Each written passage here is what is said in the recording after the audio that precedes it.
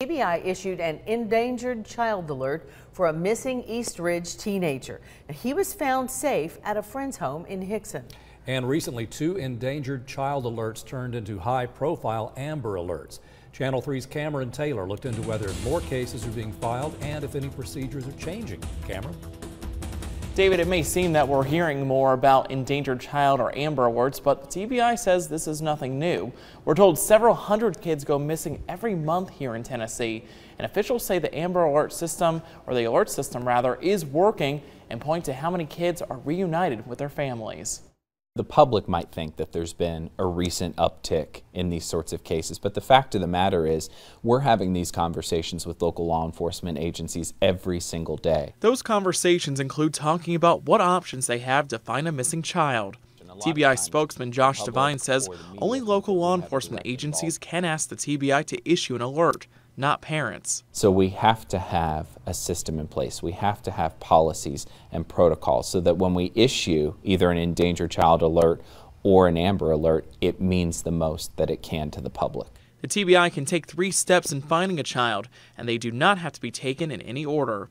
As a first step, the TBI will post about the missing child on their website. When there is some concern for a child's well-being, an endangered child alert is issued. For the most serious of cases, an Amber Alert will go out, and it can take some time. It's not like there's a gigantic red button at TBI headquarters that someone just hits on the wall to issue an Amber Alert. It's a process. That includes making phone calls, ordering the National Weather Service and TDOT, and speaking with their agents. When an endangered child alert is issued, that doesn't necessarily lead to criminal charges. That changes if it's elevated to an Amber Alert. Oftentimes with Amber Alerts, it's a different situation where there's an individual who is believed to have often kidnapped a particular child. But with an endangered child alert, it's more about trying to provide information to the public so that we can get that child home, because that's the primary concern. Bottom line, the TBI says Amber Alerts work. Devine tells me more than 9 in every 10 kids at the center of an Amber Alert are found. Live in the studio, Cameron Taylor, Channel 3 Eyewitness News. Thank you, Cameron. And tonight we're learning Hamilton County residents will not be allowed to sit on the jury in the Jonathan Walker trial. Now, he's the man accused of driving during the deadly Woodmore Elementary bus crash. He is charged with 6 counts of vehicular homicide. Channel 3's Michelle Herron tells us what happened in court today. It's unclear where the jury will come from if this case goes to trial, but we do know jurors will be picked from another county in Tennessee. Jonathan Walker appeared in Hamilton County Court today next to his attorney. A trial date has not yet been set, but the state has until July 20th to turn over all of their evidence against the 24-year-old school bus driver. Walker is charged with 6 counts of vehicular homicide and a slew of other charges in the November crash. His attorney, Amanda Dunn, says jurors have to come from another area in order for her client to have a fair trial. And the reason for that is just to ensure fairness. I think it would be difficult for any citizen of Hamilton County to sit on this jury. I think every citizen of Hamilton County is aware of this tragedy that has occurred. So it's really for the benefit of all of the citizens of Hamilton County, the state of Tennessee, and Mr. Walker to have a fair and impartial jury. Dunn says she will have discussions with the district attorney about where that best place would be. She says the best place would be somewhere that hasn't had extensive media coverage on this case. We have more about the ideal jury Dunn would like to have hear her client's case posted on our website. Reporting in the studio, I'm Michelle Herron, Channel 3 Eyewitness News. Thank you, Michelle. A Georgia parole board is holding a clemency hearing for an inmate convicted of a stabbing death. J.W. Ledford Jr. stabbed and killed his neighbor, Harry Johnston, in Murray County in 1992. Ledford was sentenced to death for the murder, but 2 days ago he told the judge the lethal injection would cause him great pain. His lawyer says the drug won't work properly due to Ledford's previous medication history. Ledford is scheduled to be put to death tomorrow. We'll keep you updated on what happens in this hearing. Police say a man led officers on a police chase and vandalized a truck yesterday morning in Soddy Daisy. Police responded to Gann Road on reports of a stolen truck. Officers found the truck on Daisy Dallas Road, and when they attempted to stop the driver, Ronnie Mosier led them on a chase. Officials say Mosier attempted to hit the patrol cars at one point during the chase, but later jumped out of the truck and ran. Police arrested Mosier after a scuffle. The officers were not hurt. And let's take a live look at the Hamilton County School Board meeting going on right now. 3 candidates are being interviewed this evening for the superintendent position. Clifford Davis, Brian Johnson, and Arthur Wayne Johnson are all being interviewed tonight via Skype. Now, 2 candidates were interviewed last week. 3 remaining interviews will take place next Monday at this time, including interim superintendent Dr. Kirk Kelly. So there you see one of the candidates being interviewed. Kate Smith will have the full story on those interviews conducted today on Eyewitness News tonight at 11. The city is now on the hunt for a new Chattanooga police chief, and Mayor Andy Burke announced 6 community members will be part of the process to find one. The committee is made up of a former district attorney, a pastor, a former judge, and others. Mayor Burke says this was the same process used to select Chief Fred Fletcher. Fletcher will retire when his contract ends in July. The committee will review the applicants and recommend the finalists to the mayor. Officials hope this process will be complete by July. Now, the Interstate 24 bridge transfer is still not complete. Crews are saying it won't be done until later tonight.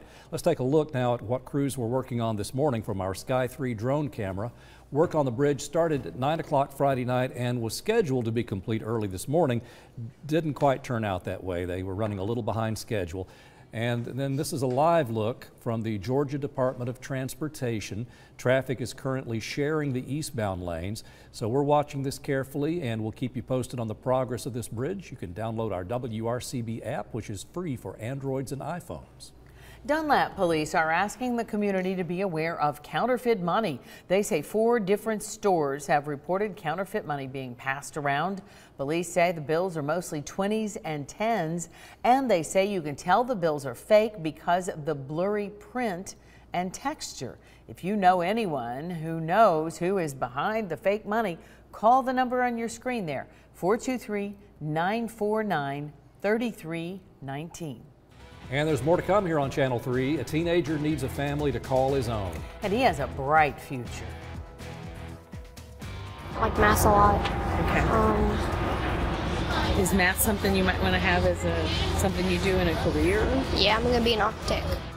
We'll introduce you to Timothy, who likes to be called Zach. So that's what we'll do. We'll tell you about Zach's hobbies next. And later at 6, scammers are out in full swing on Amazon's marketplace.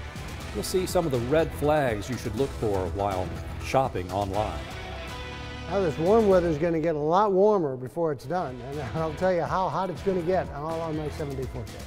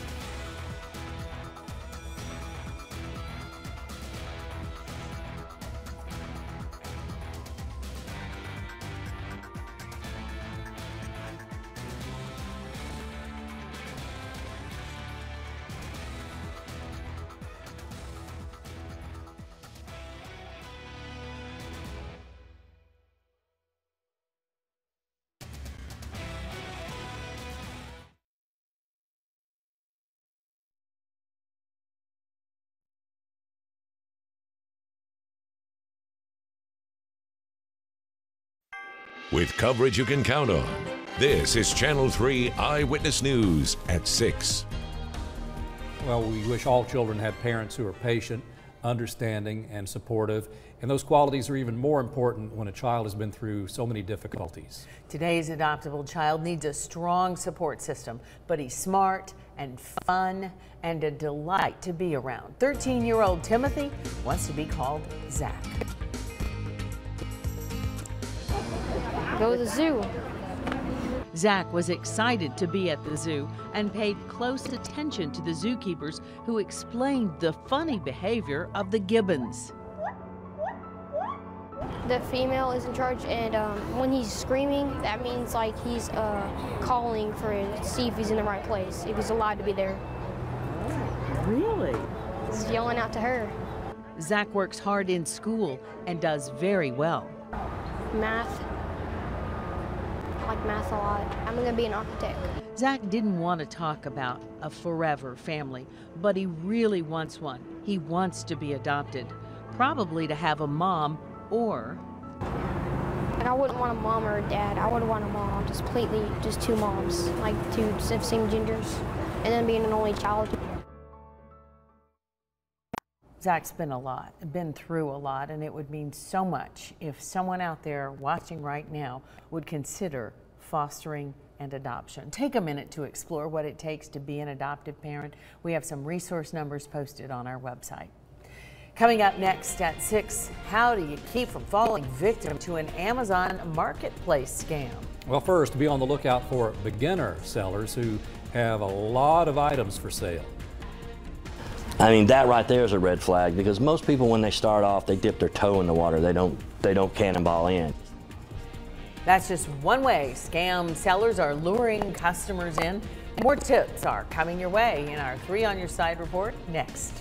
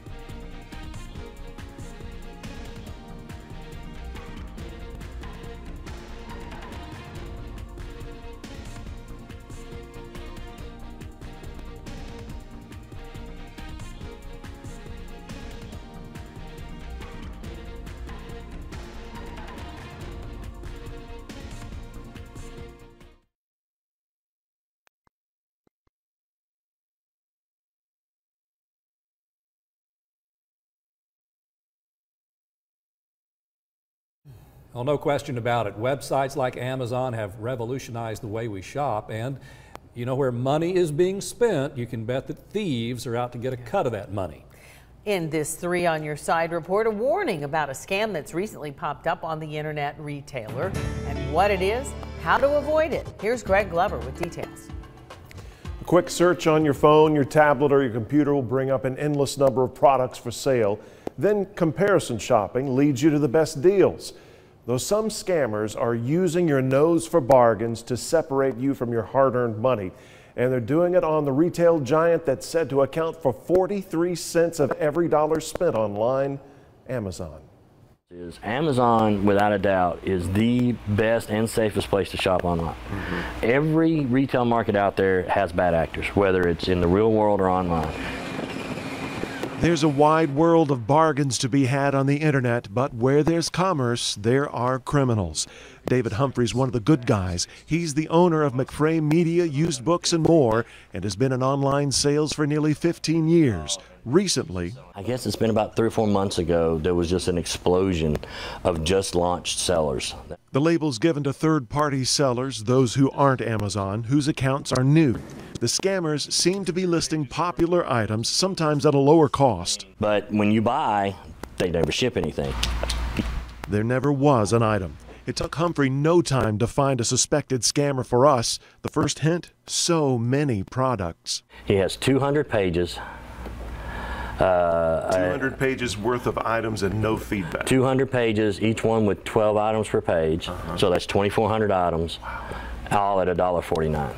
So this is... It's the same price for everything there. Yeah. So this is all red. This is one giant red flag. It says, do not buy from me.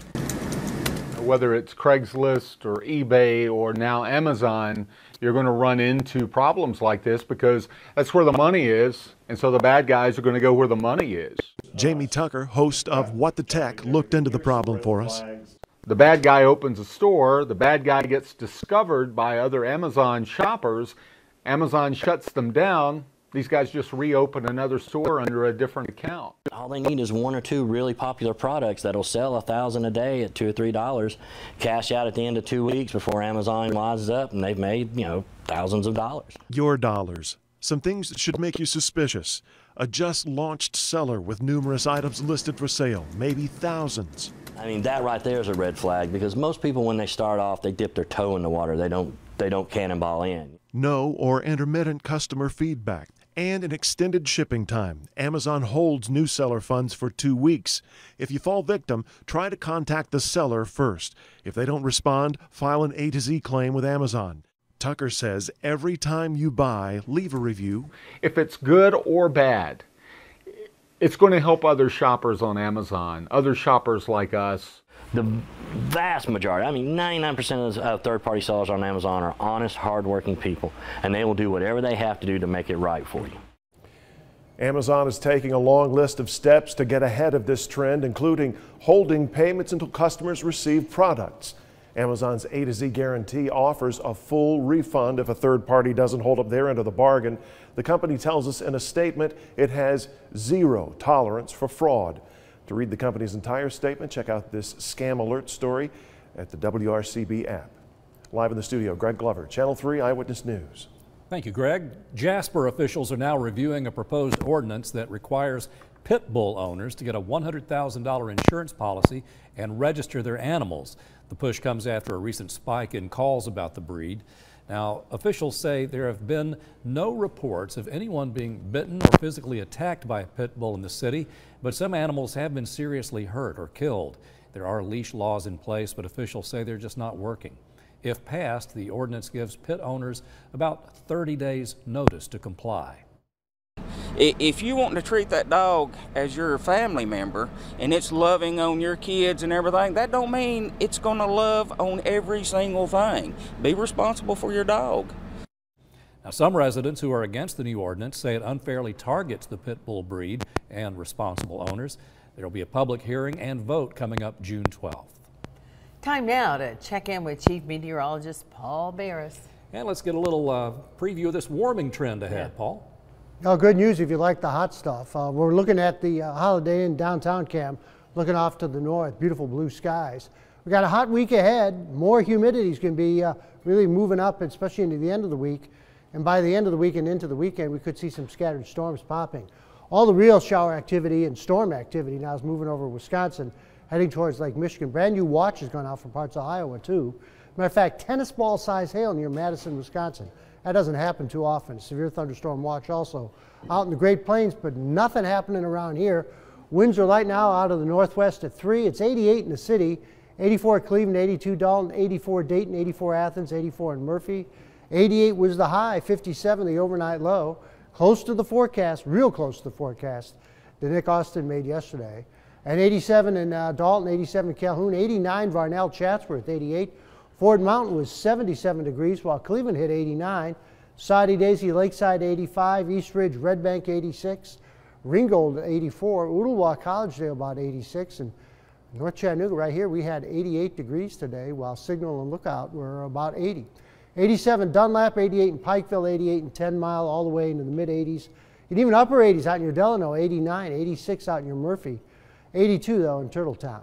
Vipercast is showing little tonight and really nothing. And then tomorrow afternoon, maybe an isolated cloud here and there. That's about it. Southerly winds start to pick up a little bit on Wednesday, and we may see a few afternoon clouds, but generally mostly sunny skies. And then some showers could develop on Thursday, especially late in the day. That's the best chance. And then coming up into Friday, even better chance for some showers and storms as the storm system starts to develop out into the Great Plains, and that's going to bring the rain probably by the end of the weekend our way. But before then, through Friday, all the rain's out west and off to the east of us, so we'll be high and dry. 61 clear skies tonight. For tomorrow, the high temperatures will be near 91. Lots of sun, southerly winds. Tomorrow night, 64 in clear skies. And the Channel 3 Storm Alert 7-day forecast, 90 again on Wednesday. Maybe an isolated shower on Thursday. Friday, a better chance for showers and storms. And on Saturday, probably dry, just 86 degrees. On Sunday and Monday, a real good chance for some showers and storms with highs in the low 80s this time. But the next 2 days, next 48 hours look pretty hot. Probably the hottest so far we've seen this year. Wow. Hydrate. Hydrate. Yeah, hydrate. There's your key. And next in sports, the Titans have booked 2 public practices that are sure to draw a crowd. And Lane Kiffin makes recruiting headlines again. Oh, did he ever. Paul Shaheen can't wait for this one. Yeah, another odd story. This one, though, gets better because it has a Tennessee tie-in. That's your tease. If you haven't heard already, you'll enjoy it. Plus, the Preds and the Ducks are all even. Reaction from last night's loss out west. Before tomorrow night in Nashville. Sports is straight ahead.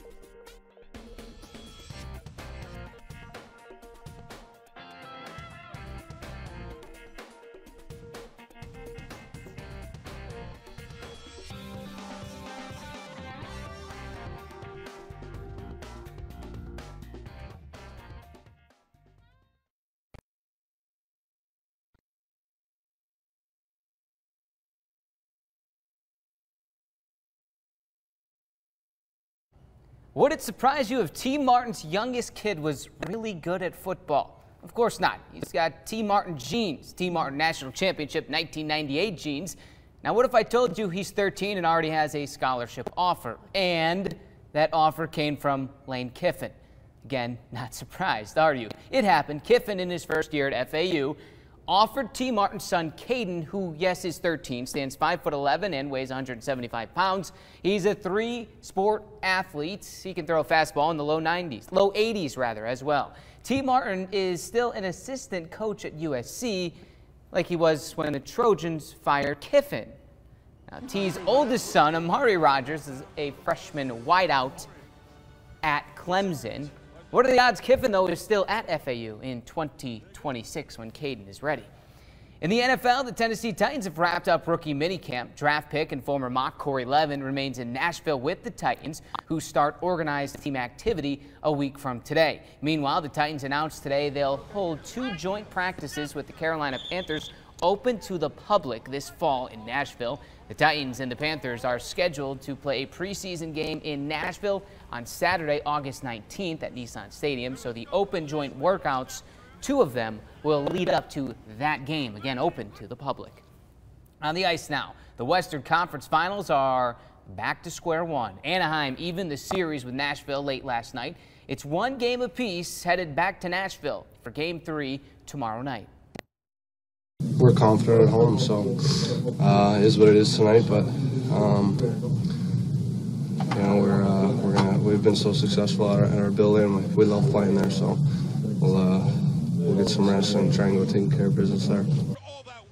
You heard Joe Hansen say it. Well, here's the proof. Of the 4 remaining NHL teams, the Preds are the only team undefeated at home this postseason. It's a Game 3 and a best-of-7 tomorrow night in Nashville, 8 p.m. Watch it on the NBC Sports Network. The big league time, the Atlanta Braves are fresh off their first series win since late April. They're north of the border tonight. 2 games in Toronto with the Blue Jays, then 2 back home in Atlanta with the Jays. The Braves are in need of a bounce-back game from Bartolo Colon, who's given up, get this, 23 earned runs over his last 4 outings. On the farm, the Chattanooga Lookouts continue their homestand with Birmingham tonight at 7:15. The Lookouts have won 3 straight games, 2 against the Barons. They're home through Wednesday's 11 a.m. start. And quickly, the prep stuff. High school region semifinal baseball and softball. That is tonight's the semifinals, so we'll have that at 11. You know, odds are you go to a baseball or softball diamond tonight and there'll be something going on because it's just ideal weather. It is. Perfect. And for your evening out, it's looking good too. Let's check it out. We got temperatures right now at around 88. By 9 o'clock, it should be about 78, and by midnight, about 69. So pretty mild night, pretty much clear skies too. 7-day forecast, near 90 or so next couple days.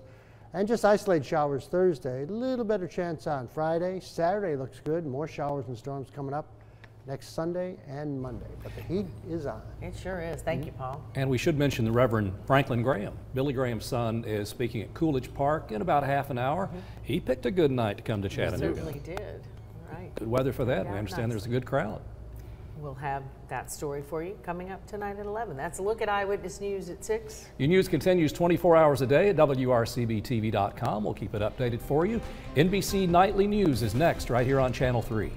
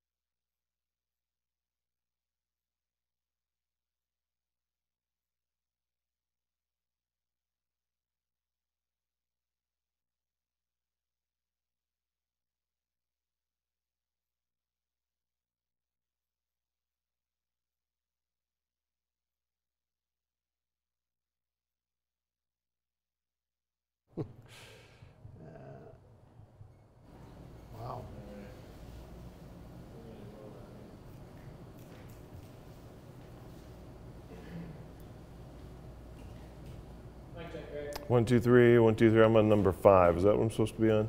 1, 2, 3, 1, 2, 3.